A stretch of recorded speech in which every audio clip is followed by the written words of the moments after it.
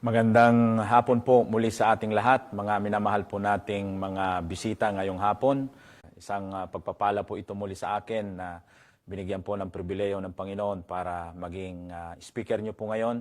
Ako po si Brother Chris Tolentino at bilang tagapagsalita niyo po ngayong hapon ay umpisan po natin ang pagbabasa po ng salita ng Panginoon at kukuhanin po natin ang ating pong pag-aaralan ngayong gabi sa book of 1 John chapter 4 verse 7 to 21. At dito po natin nahalawin ang ating pong mensahe. At kung meron po kayong mga Bible dyan, ay ating pong buksan ito at ating pong tignan kung ano pong nilalaman ng ating text na ito. Okay? Ating pong basahin. Unang-una po sa lahat, in verse 7 it says, "Beloved, let us love one another, for love is of God. And everyone that loveth is born of God, and knoweth God. He that loveth not God, for God is love.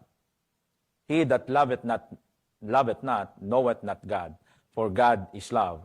In this was manifested the love of God toward us, because that God sent His only begotten Son into the world that we might live through Him." Verse 10, "Herein is love, that not that we love God, but that He loved us and sent His Son to be the propitiation for our sins. Beloved, if God so loved us, we ought also to love one another. No man hath seen God at any time. If we love one another, God dwelleth in us, and His love is perfected in us." Verse 13, "Hereby know we that we dwell in Him, and He in us, because He hath given us of His Spirit. And we have seen and do testify that the Father sent the Son to be the Savior of the world. Whosoever shall confess that Jesus is the Son of God, God dwelleth in Him, and He in God. And we have known and believed that the love that God hath to us, God is love. And he that dwelleth in love dwelleth in God, and God in him. Herein is our love made perfect, that we may have boldness in the day of judgment, because as He is, so are we in this world. There is no fear in love, but perfect love casteth out fear, because fear hath torment. He that feareth is not made perfect in love. We love Him because He first loved us." Verse 20, "If a man say, I love God, and hateth his brother, he is a liar. For he that loveth not his brother whom he hath seen, how can he love God whom he hath not seen? And this commandment have we from Him, that we," last verse, "that he who loveth God love his brother also." Let's go in the Lord's Prayer. Dakila at mapagpalang Diyos, salamat po sa gabing ito na nilob mo, na minsan, Panginoon, ay nilob mo na magamit po ang iyong lingkod dito sa pulpitong ito.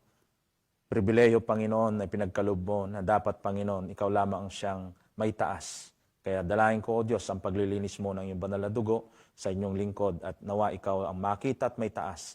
Ano man, Lord, ang karumihan na nakikita mo sa akin, Panginoon, inihingi ko po ito ng kapatawaran, at umaasa po ako, Panginoon, na ikaw lamang ang madakila sa gabing ito at may taas. Lord, samahan mo kami, O Banal na Espiritu, na kami, Panginoon, sa pag-aaral na ito, ay ang iyong kalooban lamang ang siyang maitaas, Panginoon. Dalangin ko nga po, Panginoon, sa gabi rin pong ito, ang aming pong mga bisita na naka-tune in ngayon. We pray, Lord, na ikaw po ang kumausap po sa kanila, sa kanilang mga puso at isipan, na sana, Panginoon, ay hindi sila magsawang samahan ako, Panginoon, sa looban lamang ng ilang minuto, Panginoon, para nang sa ganon, Panginoon, ay makita nila ang kalooban mo ngayong gabi. I pray, dear also, God, ang aming pong platform na ito, most especially, Lord, ang ginagamit mong mga gadgets. We are praying, Lord, na sana ay wala pong mangyaring hindi maganda dito, at nang sa ganon, Panginoon, ma-reach out po, Panginoon, ang mga kapatiran, lalo na po, Panginoon, sa mga outreaches ng church na ito. We thank you, Lord, for this church here na meron pong gawain na katulad nito. So please, gamitin mo po muli ngayong gabi na ikaw po ang kumilos at may hayag sa gabing ito. And again, Lord, I pray na ikaw po ay nawa sa mga naimbitan po naming mga bisita ay kumausap ka po sa kanilang mga puso at isipan at nawa ay makilala kanila bilang Diyos tagapagligtas po nila. Again, Lord, minsan pa, sa iyo ko po pinagkakatiwala lahat ng ito. In Jesus' name I pray. Amen. So the title of our message this afternoon, entitled, The Perfected Love. The Perfected Love. So dito po, why is it na ating pong binabanggit dito, ano ba yung perfect love or ano ba yung perfected love? How it is being perfected? How it is being perfected? Now, there are many kinds of love. The love of a girlfriend, the love for a wife. And by the way, itong mga bagay na ito, alam natin na mahalaga kung paano natin minamahal ang ating mga kabiyak. Even to our husband, to a family, to a friend, even for a certain animals like dogs. Pinapakita natin doon yung affection po natin, yung pagmamahal po natin sa mga pusa. And the love that we have for God. Amen? Yung pagmamahal po natin sa ating Panginoon. How about this kind of love? How about also His love for us? We do share a lot of things on how we love someone, and this love must and will only matters when that someone feels it or not. Nagmamatters po ito kapag ito po ay nararamdaman ng totoo noong pinag-aalayan natin ng ating pagmamahal, o ito naman kaya ay paimbabaw lang o pagkukunwari lang. Does this love make sense or don't make sense at all? It matters to the recipient or to the receiver or not. When we speak about love, it should adhere commitment. Okay? Nandun po yung commitment. And a perfect manifestation of our affection, our attitude toward the one we love. Okay? Kailangan mag-manifest po ito. Yung tamang manifestasyon ay makikita sa ating aksyon. Amen? Kung paano yung attitude nating ino-offer ito sa ating pinag-aalayan. Amen? Actually, ito ba ay nag-re-require ng sacrifice? Does require sacrifice or not? In the New Testament, of the Bible alone, it has many significance. Amen? Of which it was originally written in Greek. Okay? Na kung saan dito po, merong mga iba't ibang klase ng pagmamahal. One of which, the Greek word used in this word called love ay meron pong tinatawag na agape, storge, phileo, or eros. And these are different on meanings and expressions of love. And as a believer of Christ, tayo pong mga mananampalataya kay Kristo, we should and must familiarize ourselves within this four aspect of love that God meant for us to express in the different situations of our lives. And this likewise later, dito po natin ifo-focus yung pong subject ng ating pag-aaral, but on how that this love was perfected by the Father in us. But for a little while po, ating pong tignan, let's explore each of this word for love. According to my research, yung pong aking research, and it is not my own. Hindi po akin po ito, at akin lamang pong itong na-research. Itong apat na tipo ng pag-ibig was introduced as agape, which means God's divine love. Or the other one is storge, which is the family love, and phileo, which means brotherly love, or eros, a romantic love. Now, when we talk about agape love, this is the highest level. Take note, sabi ko nga po kanina, these are my research from the internet. Ang sabi po ng aking napag-aralan, sabi po niya dito, agape love, this is the highest level of love referred by the Bible. And this is a kind of love that denotes sacrifice. And it is where the one who offered the sacrifice must in return receive the best offering he could offer. For it is God who sacrificed. Bakit ko sinabi po ito? For it is God who sacrifices beloved and only begotten Son. And at kung titingnan po natin dito, it is only God can have this agape love toward us. So that's why makikita po natin, I incorporated this word that God sacrifices beloved and only begotten Son. Now again, in the Greek word, the word love in the Bible, it is called agape, which identify the kind of love of the Father to each and every one of us. Okay? Now, bakit po natin nasabi ito? It was taken in 1 John chapter 4, verse 8. Ang sabi po niya doon, He that loveth not, knoweth not God. For God is love. Ang Diyos ay pag-ibig. Amen? And these are literally, you can see how that God loves us so much. Makikita po natin ito sa manifestation ng buhay ng ating Panginoon Kristo, that He loves us so much. Ano pa po ba? Ang sabi po nga niya doon that He loved us so much that He gave His only begotten Son, that whosoever believeth in Him should not perish, but have everlasting life.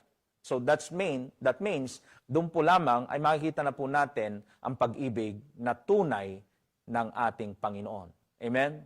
Now, again, not only that, there is this word, storge, kind of love. Again, as I've said, it is a research. Best described as loyal and can stand in many trials and is protective, though it is between your siblings, husband and wife, children, to parents, or to a dearest kin of the family. So ito po yung tinatawag na storge kind of love. And we are to be reminded the best book that was described in the Bible, the word love, is in 1 Corinthians chapter 13, verse 4 to 8.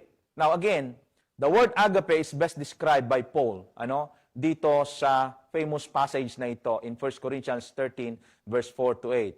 But again, not only that, nasabi na po natin kanina, yung pag-ibig ng Panginoon ay tinatawag na agape love. Again, also, what is storge love? Sabi natin kanina, it is used to describe as a familial love. Okay? This word describes the type of a deep caring bonds that develops naturally between parents and children, husbands and wives, siblings, as well as other people, you may consider it to be your family. And this type of love can withstand many trials, and it is protective and loyal, as I've said a while ago. Talagang nandun, as much as possible, you don't want to ruin yung samahan sa buong family, na kung saan makikita mo ang tunay na pagmamahal. That's the reason why sometimes ayaw mo nang humiwalay sa mahal mo sa buhay na hanggat maaari kahit na siya ay nakatakda na ang kanyang buhay, as much as possible, ayaw mo siyang mawala sa piling mo. But again, sabi ng Bible, and as it is appointed unto man once to die, but after this, the judgment. We cannot control that. We cannot prevent that to happen. Kaya nga, dapat handa po tayo. And again, makikita po natin later on, may re-relate po natin dito kung ano yung pagmamahal na ito ng ating Panginoon. Amen? Now, these are the words that connotes and antonyms also. Ano ba yung antonyms nito in the Bible that speaks contrary toward what storge kind of love means? It is the word in the Bible called without natural affection. In 2 Timothy 3:3, it says there, without natural affection, truce breakers, false accusers, incontinent, fierce, despisers of those that are good. So, yun po yung pangalawang salita na love sa makikita po natin sa Bible, na pwede nating incorporate na yung pagmamahal natin sa ating pamilya. Now, another thing is that what they call phileo love. Okay? Now, phileo love is to see it as a storge love, the love between family, and this is applied to non-family members, the love between friends. Okay? This is called phileo love. Okay? Kung mahal mo ang iyong kapwa, kaya nga sabi ng Bible, let brotherly love continue. Amen? So again, this is not, as I've said a while ago, it's not my own, but as I do research from the website, courtesy to the author, ito po yung mga nakikita nating mga iba't ibang katuruan patungkol sa pag-ibig. Now, the last but not the least is the eros love. Take note again, sabi nga natin dito, atin pong na-research lamang itong mga ito. Eros love refers to romantic or sexual love and is the root of the English word erotic. Okay? Eros or sexual love in and of itself is not impure, but is a gift from God to married couples so that they may express their love with one another and continue the human race. While the word eros doesn't appear in Scripture, the Song of Solomon was written to commend the virtues of passionate love shared between the husband and wife. The Song of Solomon begins with the bride's professions of passionate love for her husband. Let him kiss him with the kisses of his mouth, for your love is more delightful than wine.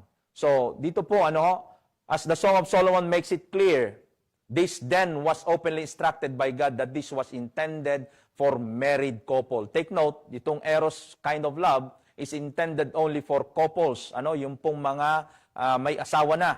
And these are to express their emotion as well as they would cleave to each other. Part po ito ng biyaya ng batas ng pag-ibig sa pag-aasawa.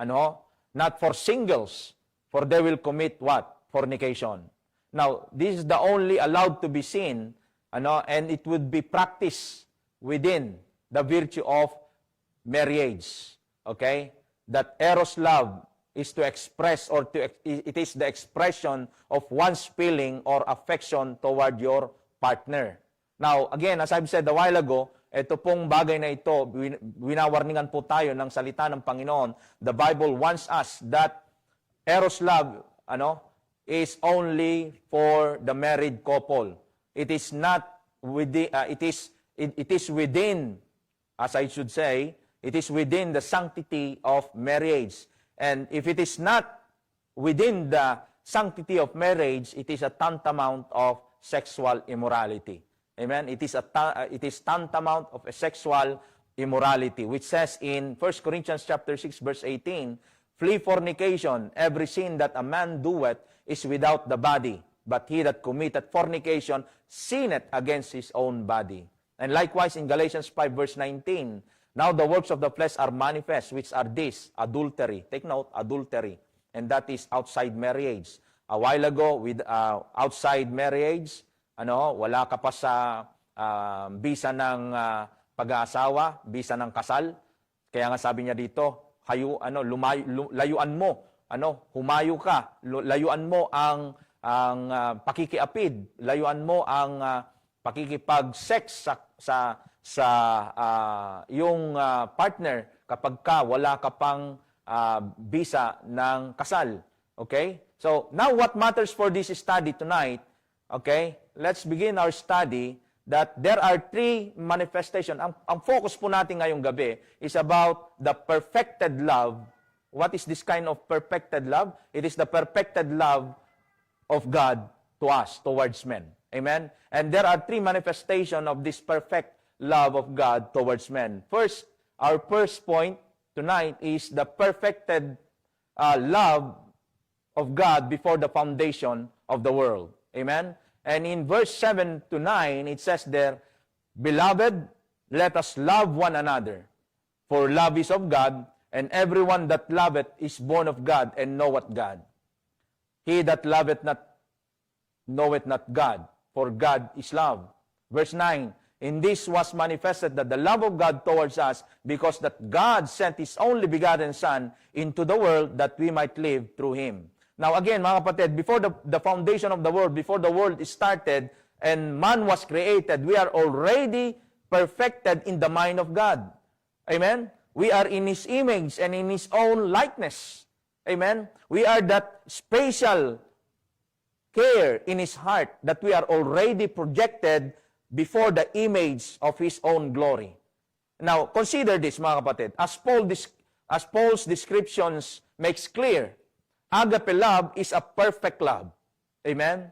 It is a perfect love. Perfectong pag-ibig. Amen? Why? Because God displayed this perfect love when He sent His only begotten Son to be the sacrifice for all mankind. He shed His blood as an atonement for our sins, so that through our belief in Jesus, we may have eternal life.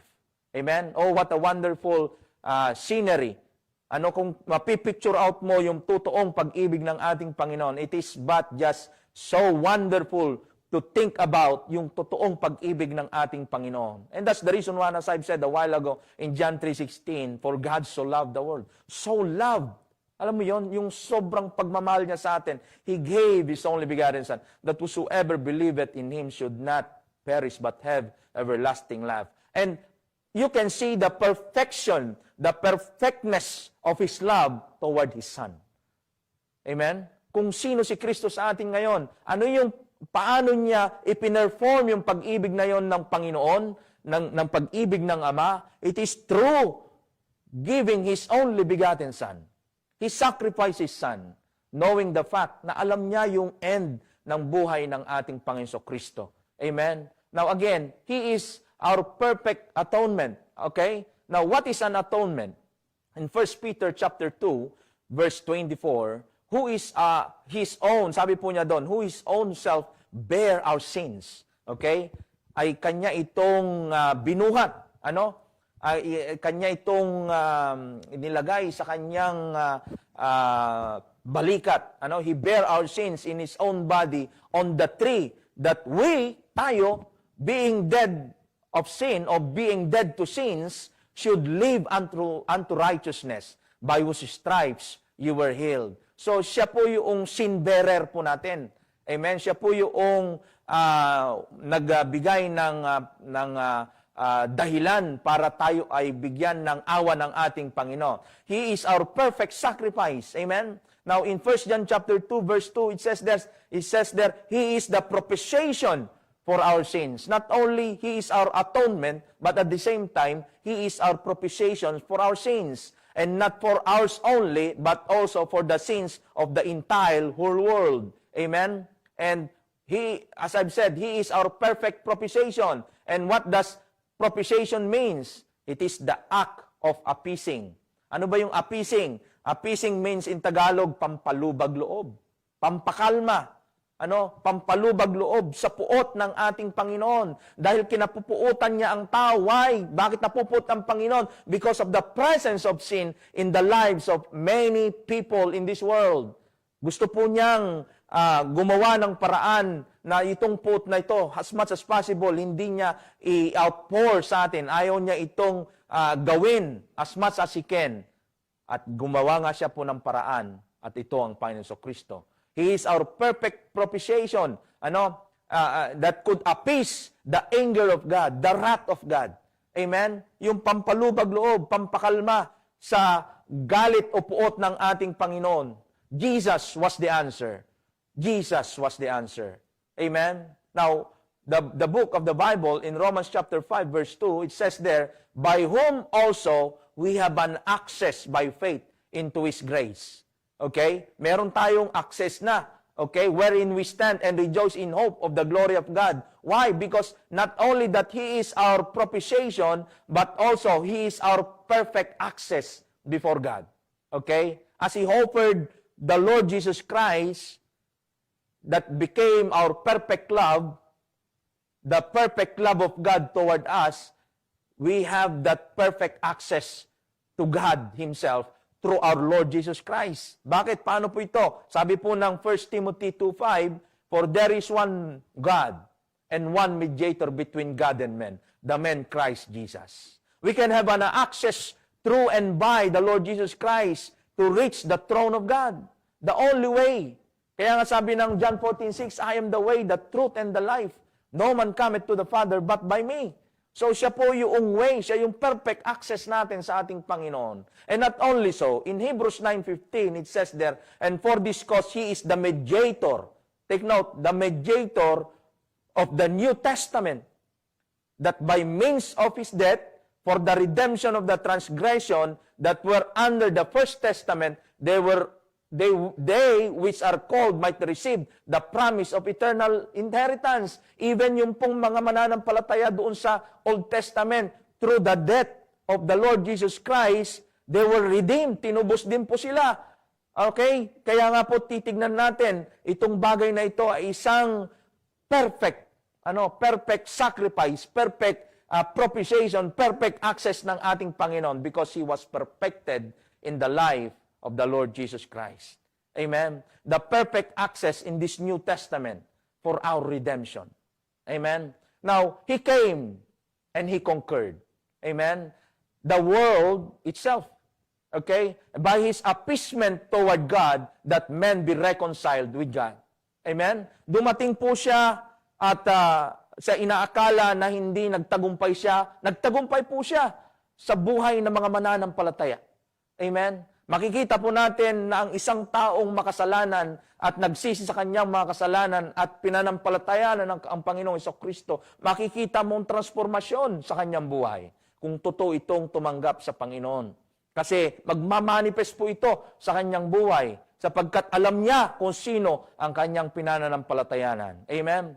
Now again, if you would just remember how He demonstrated on the cross of Calvary. And you know what? Meron pong mga dalawang makasalanan sa tabi po niya. And for that reason, doon mo makikita how much He reconciled this wretched sinner. Itong talagang walang paraan na isang makasalanan, paano pa siya makapunta sa langit. Pero nung siya'y nagsisi at nanampalataya sa Panginoon, tinanggap niya na siya lang ang daan, ang buhay at ang katotohanan. He recognized the Lord Jesus Christ as His Lord and personal Savior. Sabi ng Panginoon, today thou shalt be with me in paradise. Amen? Oh, what a blessing. That is a perfect love offered on the cross. The blood sacrifice became the salvation of each and every one of us. Amen? It was shed on the cross of Calvary para po tayo magkaroon ng pag-asa. And He became our perfect mediator between God, the perfect sacrifice, the perfect access to the throne of God. Amen? And this was all in the mind of God before the foundation of the world.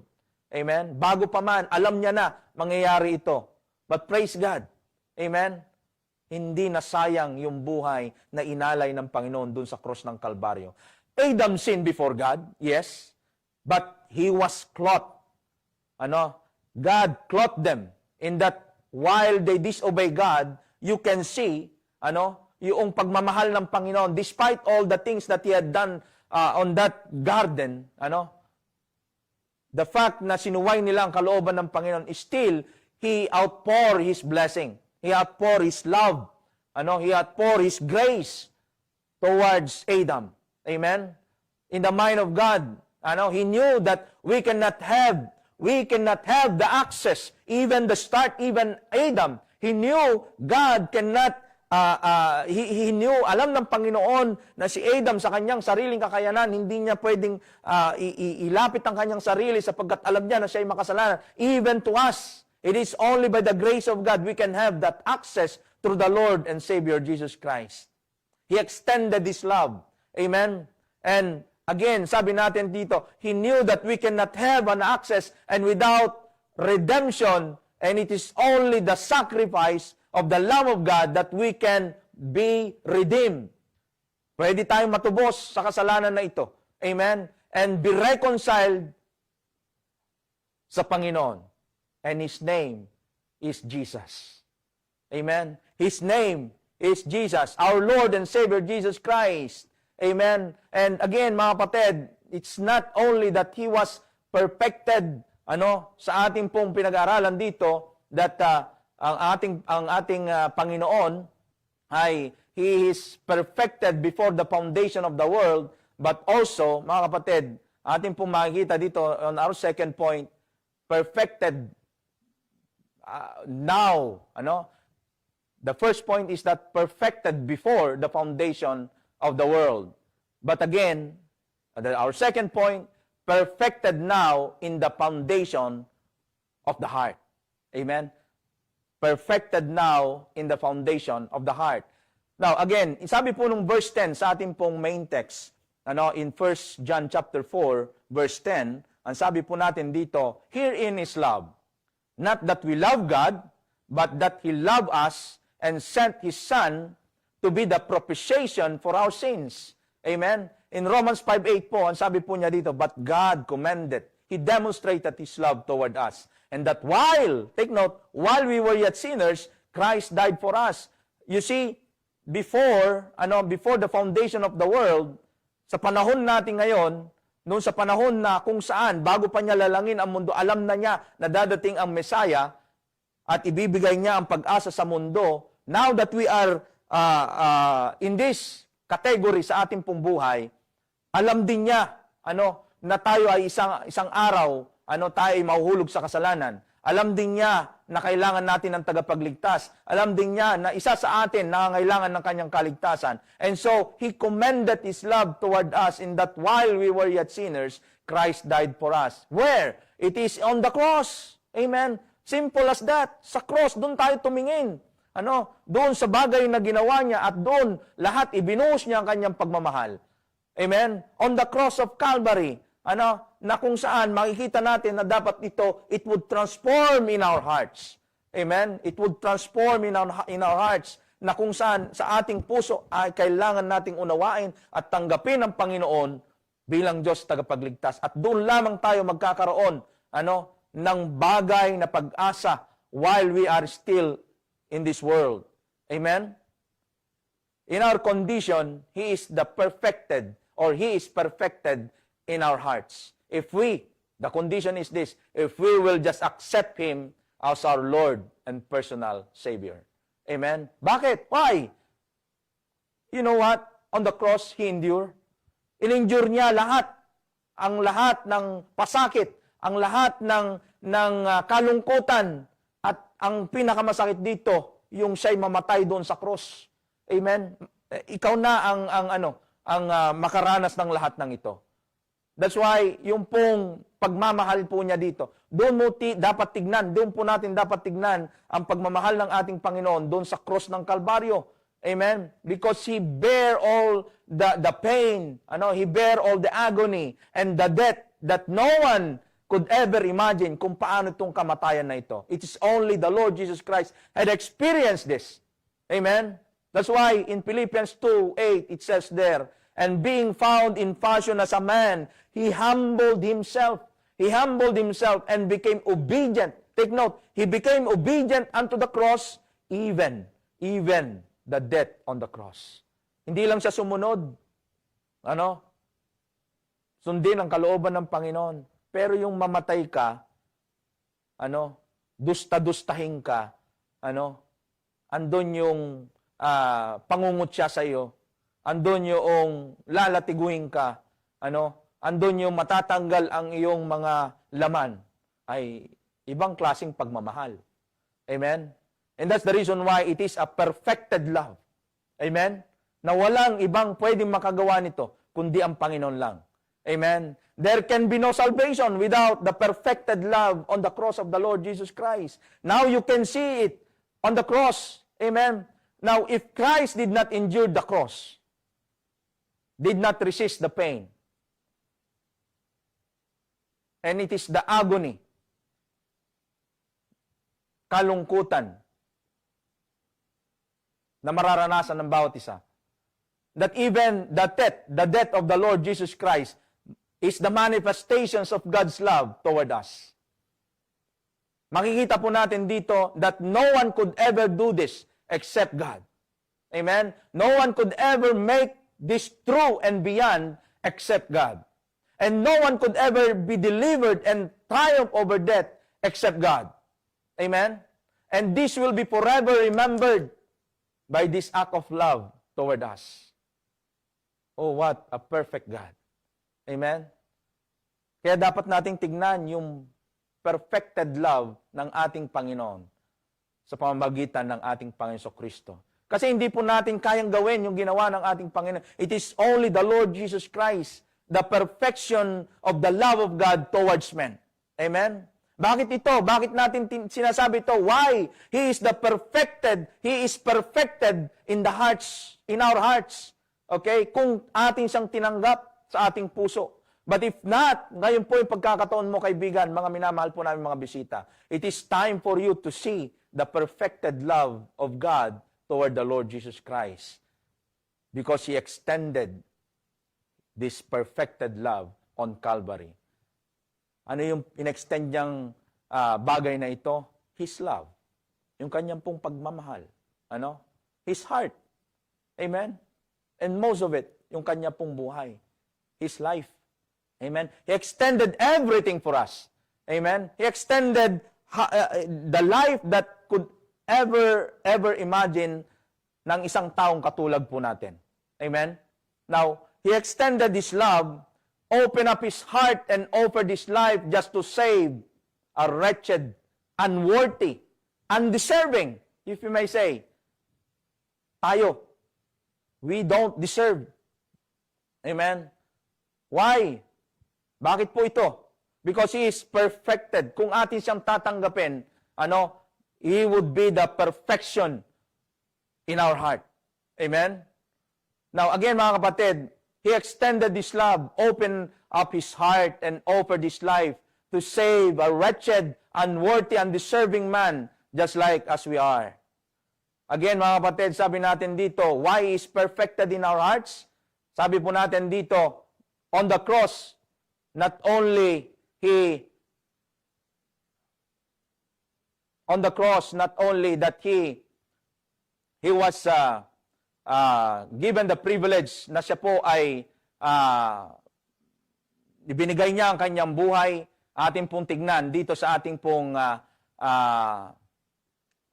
binabasa ngayon dito, na kung saan, ang sabi natin dito, that He was not only, He extended His love, but also that He was there to endure, but also, He was endeared. Okay? He was endeared. Why? Kung titignan natin ang ating Panginoon, amen, the endearment of God toward us, we are His workmanship. Amen? Created in the image of God. Tayo ay mahalaga sa Kanya. We are so dear to His heart. And that's the reason why this endearment, He manifested on the cross.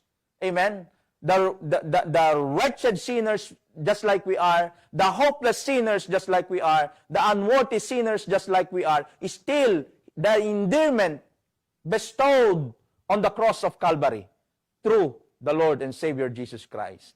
Kaya nga, kung titignan po natin dito, ang kanyang pagmamahal, it was all perfected, because of the endearment of God toward us. Amen? In Genesis 1:26, if we may read that, and sabi po niya doon, and God said, let us make man in our image, and after our likeness, and let them have dominion over the fish of the sea, and over the fowl of the air, over the cattle, and over all the earth, and over every creeping things that creepeth upon the earth. As you can see there, kung paano niya po tayo nilalang, it was, we are created in the image and in the likeness of God. What's that indicate? That is endearment. Amen? Yan yung nagpapakita ng tunay na tayo ay merong halaga sa Kanya. We are so dear enough in His heart that in His own image and in His likeness, tayo po ay Kanyang nilalang. And that's the reason why hindi niya hahayaan na pabayaan na lamang tayo na ganun-ganun lang, na mawawala na lang ng saysay dito sa ibabaw ng mundo. And for that reason, He gave His only begotten Son, the perfected love, through the Lord Jesus Christ. He showed this endearment. Amen, sa atin. Amen? So that's why we are endeared, for we are created in the image of God. The perfect manifestation of His love till it is fully performed and perfected on the cross of Calvary. Amen? The Bible says in Ephesians 2:7-10 that in the ages to come, He might show the exceeding riches of His grace. So, ipinakita po niya ito, yung riches of His grace and His kindness. Through what? Through the Lord and Savior Jesus Christ.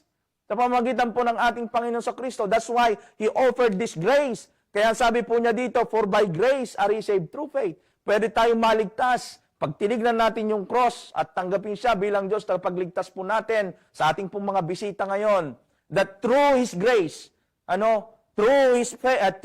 by His grace, and we will have that salvation by faith.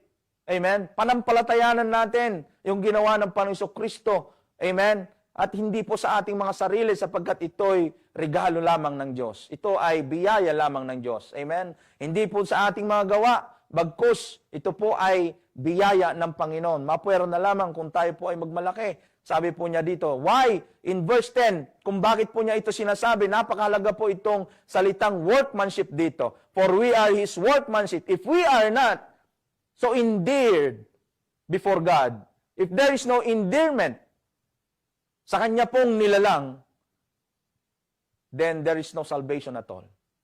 Amen? And that's the reason why he said there, for we are his workmanship, created in what? In Christ Jesus, unto good works, which God hath before ordained, that we should walk in them. Bago pa, alam na ng Panginoon na ito yung kanyang mga plano. Amen? We are his workmanship. Amen? Before the foundation of the world. Nakatalaga na, nakatatak na sa isipan ng Panginoon. Ito yung dapat mangyari. And it happened. Amen? And by the grace of God, we have an access to God. Amen? As his workmanship, we are created in the image of our dear and beloved Son, Jesus Christ. Now, in the ages to come, we will show his workmanship na tayo bilang isang nilalang niya as his workmanship, we are perfected in Christ. That he is perfected in us. Amen? That he is perfected in us through the Lord Jesus Christ. That his creation is perfect in the sight of God. Amen? Paano ito? Kailan? It is through and by the Lord and Savior Jesus Christ. Amen? Now again, nakita po natin, the love of God was perfected before the foundation of the world. The love of God was perfected now in the hearts of men. But the last point that we are going to tackle tonight is that the perfected love of God later in the foundation of God's throne. Okay? Paano po ito? In John chapter 4, verse 16 to 17, ang sabi po niya dito, and we know and believe the love that God hath to us. God is love, and he that dwelleth in love dwelleth in God, and God in him.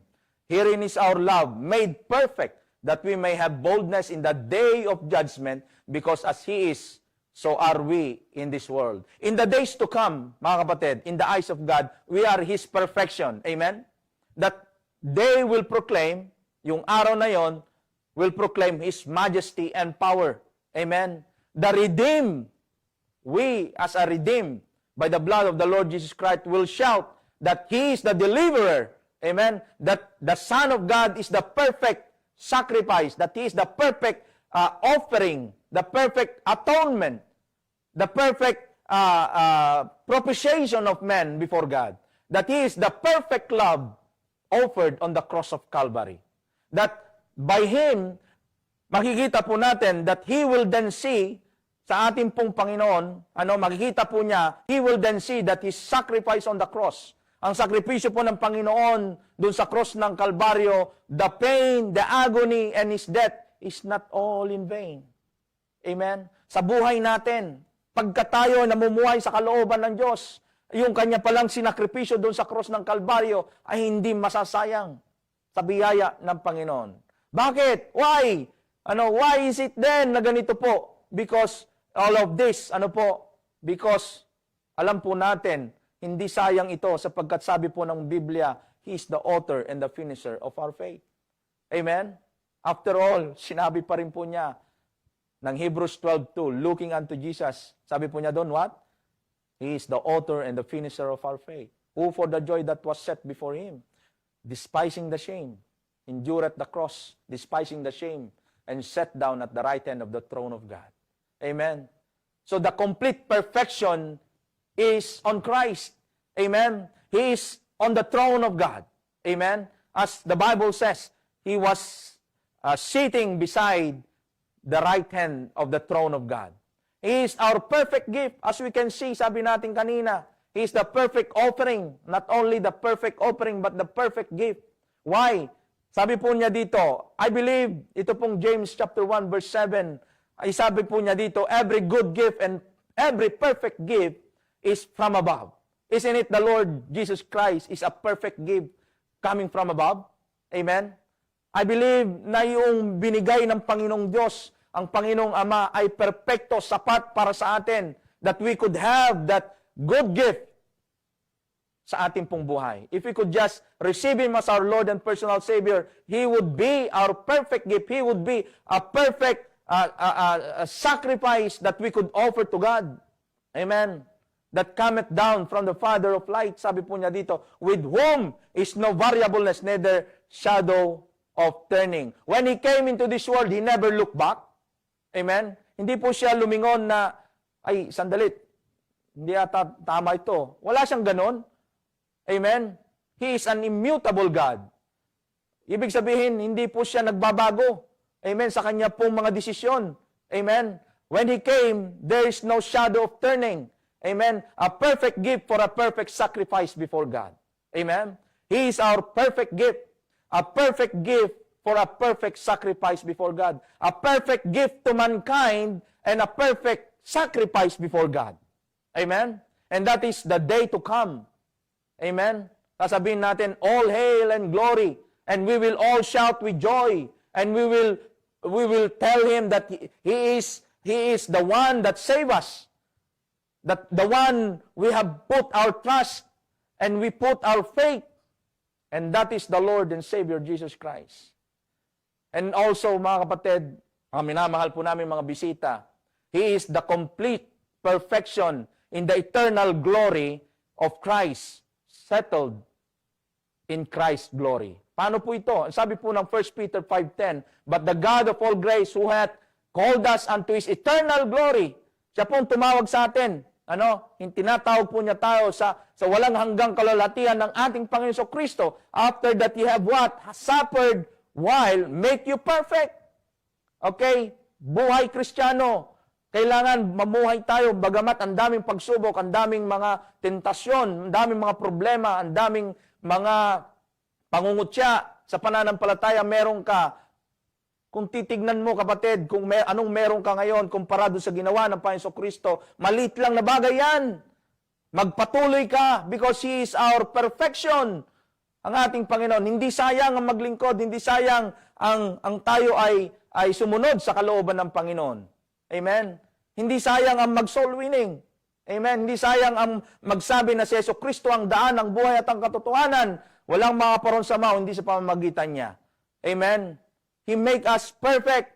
He will establish us. He will strengthen us. And He will settle us. Amen? Kaya huwag tayong mabahala. Amen? Unto eternal glory, He made us perfect before God. Amen? Bago pa man tayo dumating sa puntong yon, ang Panginoon, inihanda niya na tayo. Nandun na siya at piniprepara niya ito. Amen? Kaya yung pananampalatayang meron tayo kay Kristo ay hindi po sayang. It's not all in vain, mga kapatid. Amen? It will settle us. Even the days to come. Bakit? Why? It is God that made us perfect. And the manifestation of this perfection is on the Lord Jesus Christ because He is without spot and without blemish. Kung tayo lang ang magsasabi sa atin, nasasabihin natin sa ating mga sarili, gagawin natin ng magpakalinis, magpakabanal, kulang po yan. Amen? There will always be a spot na makikita po sa ating buhay. And that spot ang magdadala sa atin sa kapahamakan. But praise God, ang ating pong perfection ay ang ating Panginoon Kristo.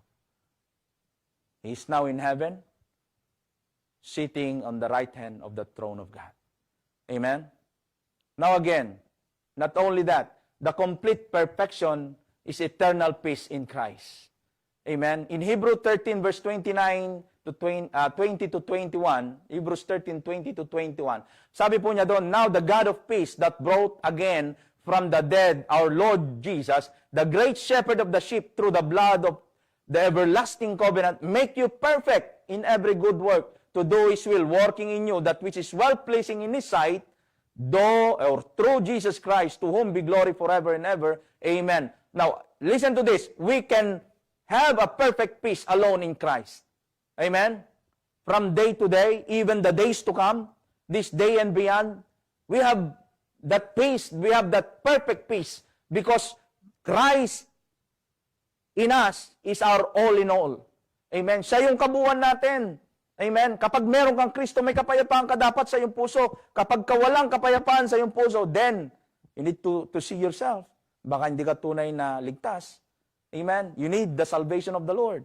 Amen. In the days to come, those who are in Christ, who have settled their faith in Him, there is perfection in their hearts. Amen. It is already settled. Amen. In the arms of God, forever settled, because that from the dead, He arose and forever sat down on the right hand of the throne of God. Amen. Now, perfection in the future is on Christ. Amen? The life of a believer is well secured even in the days to come.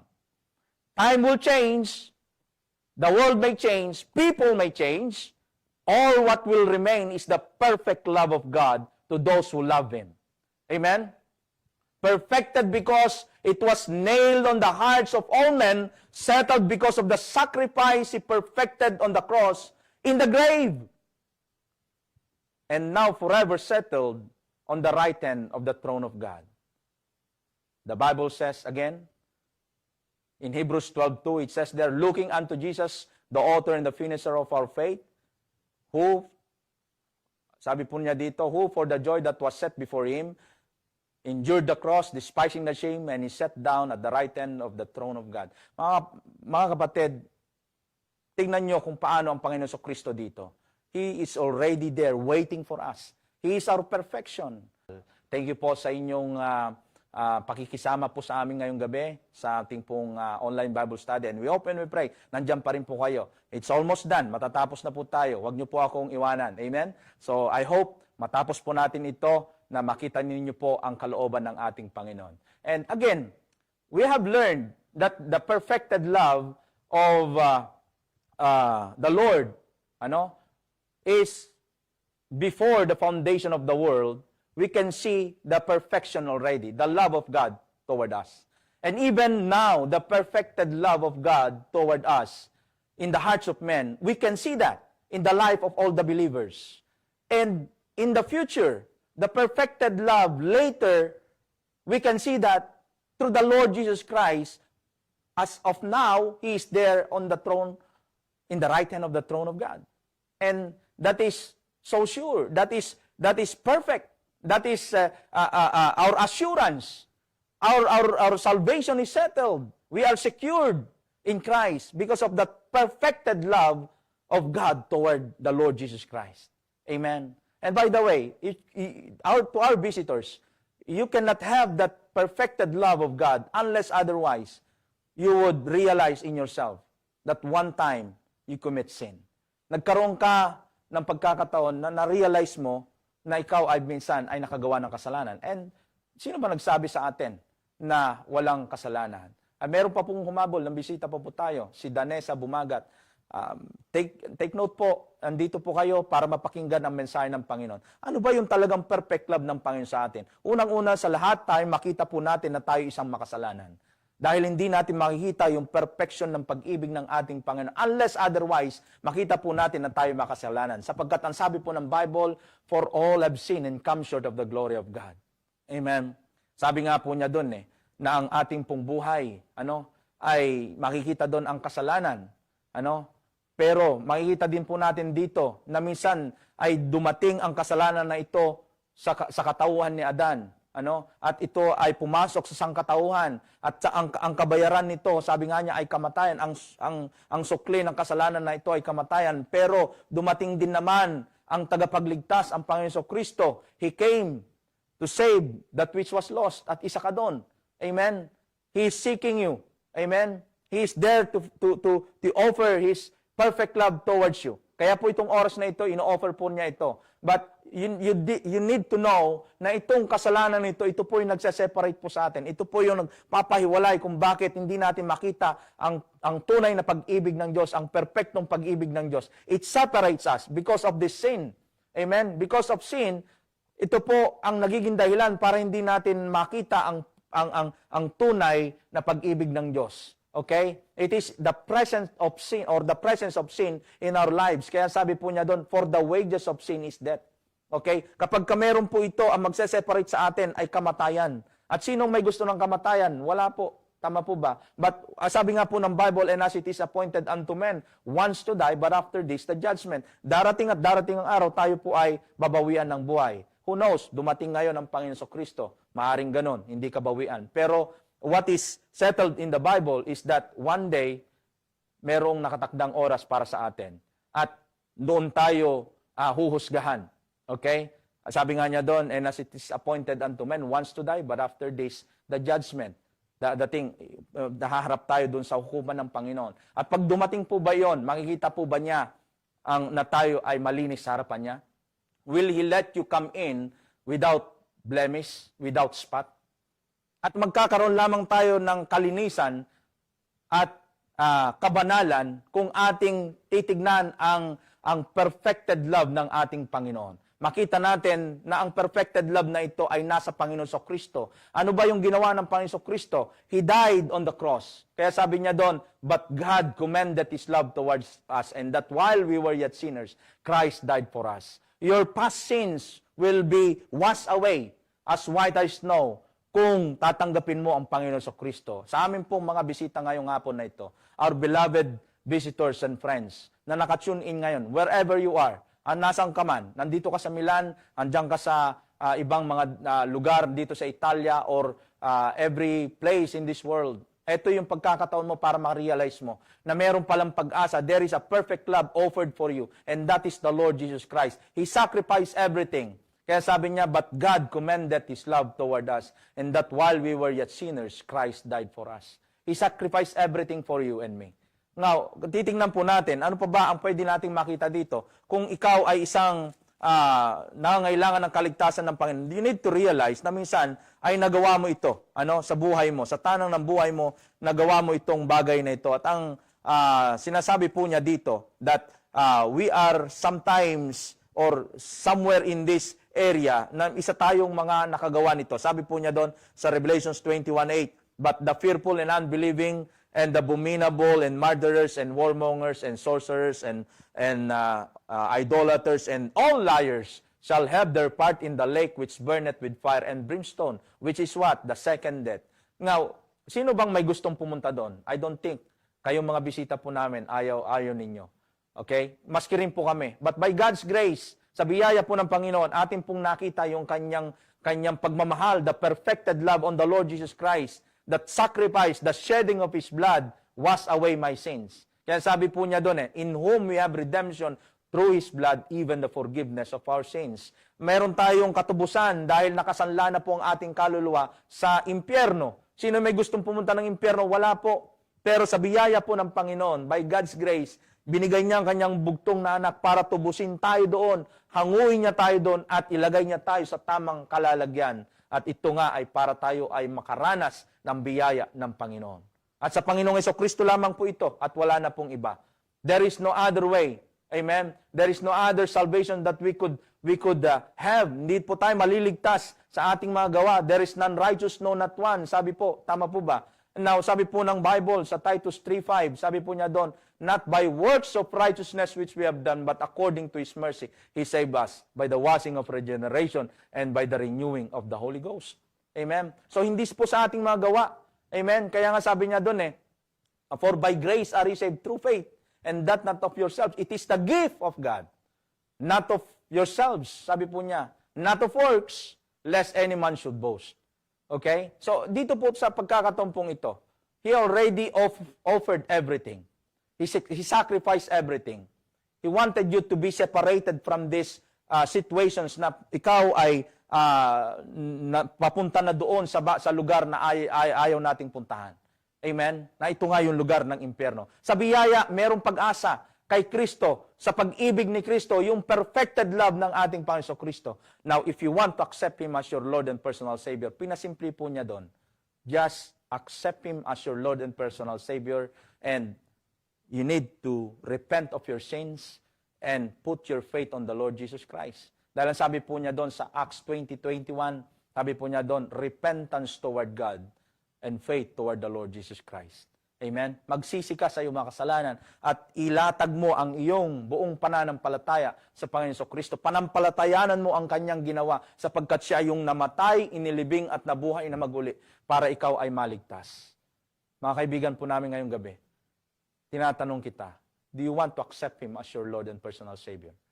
Pwede po tayong manalangin sa oras na ito.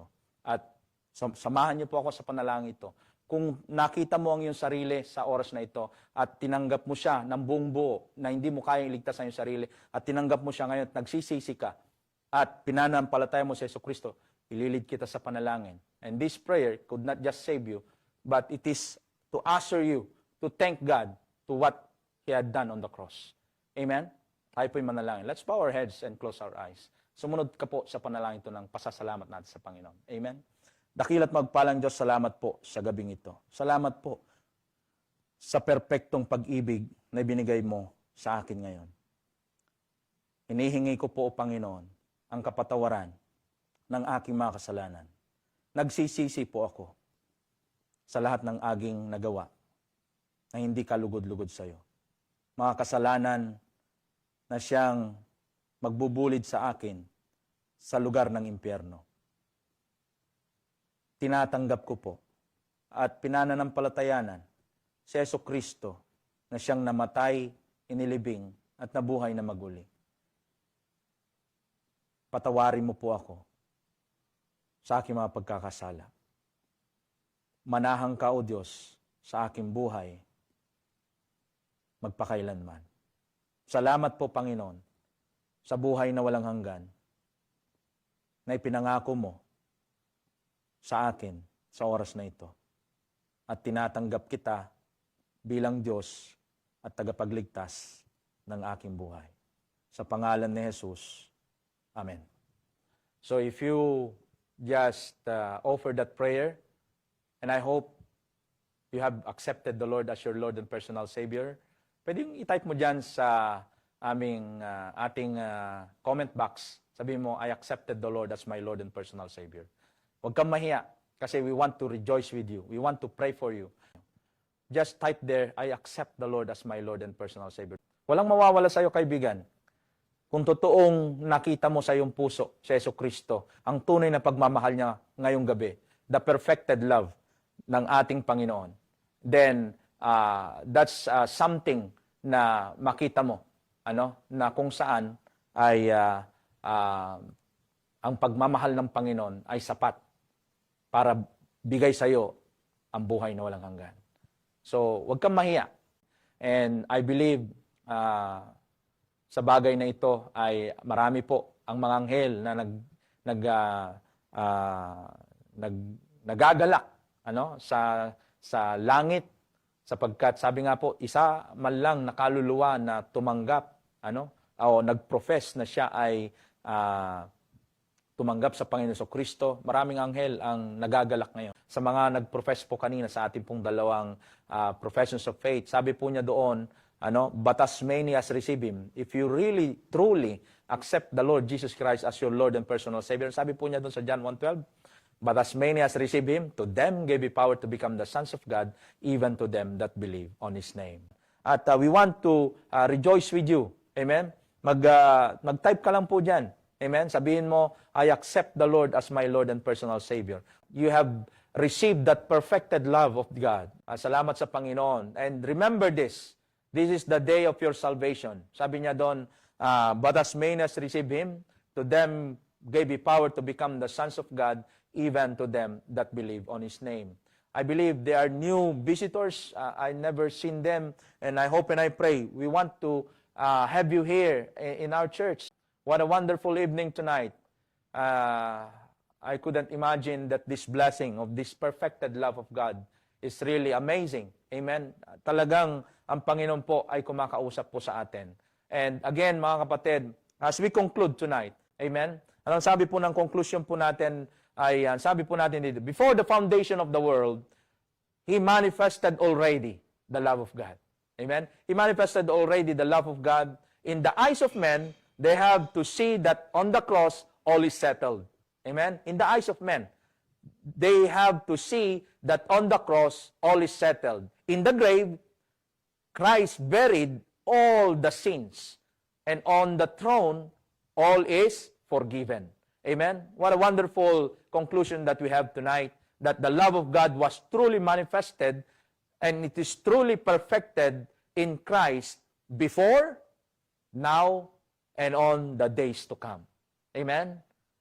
Ayan po ang biyaya ng Panginoon ngayong gabi at I hope and I pray doon sa ating pong mga tagapakinig at mga naging bisita po ngayong gabi ay maging pagpapala po ngayon ang ating pong mensahe ngayong gabi. The perfected love of God towards men.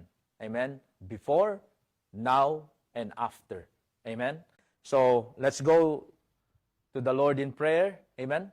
Pasasalamat po tayong gabi. Let's pray. Most gracious Heavenly Father, thank you so much for this wonderful evening. You have shown your power, your greatness, Lord.